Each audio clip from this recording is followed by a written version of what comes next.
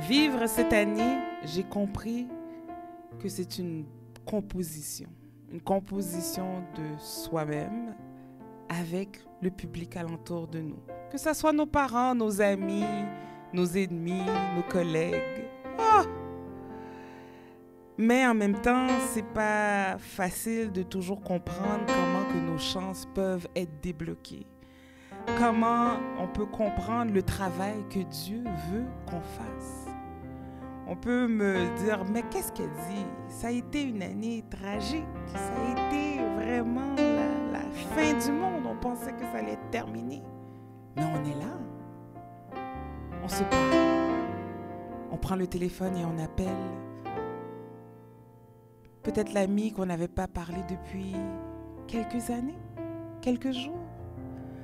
Au lieu de juste faire un WhatsApp, on compose le numéro de téléphone. On est retourné même dans nos anciennes habitudes d'aller faire le potager, d'aller cueillir nos légumes, nos fruits et dire bonjour à notre voisin en regardant. Cette année, ça nous a montré aussi que peut-être que je ne suis pas dans le bon emploi, que ma carrière elle devrait prendre un autre chemin. Ou tout simplement, j'ai envie de faire une nouvelle coupe de cheveux. Je vais me permettre d'y aller. Je pense que cette année nous a appris que aujourd'hui c'est bien et demain c'est encore peut-être meilleur. Et comment faire pour que ça soit meilleur? Est-ce que c'est tout simplement de s'asseoir et de se lamenter et d'attendre qu'on se dit « let's go » ou tout simplement se pousser et agir? Le mot « merci » aussi, c'est l'opportunité d'être en santé, de prendre des meilleures décisions, que ce soit pour quelque temps, de bouger un peu plus, de manger quelques légumes de plus et de dire non à la boisson ou tout simplement non à la nourriture qui était bonne de l'autre jour. C'est personnel, on dit. C'est vrai, mais c'est une opportunité de se donner et de dire merci. Hey, merci d'être là. Ça fait longtemps qu'on ne s'est pas vu, là. 2 mètres de distance, bien sûr. Porter le masque n'est pas évident parce qu'on perd les émotions.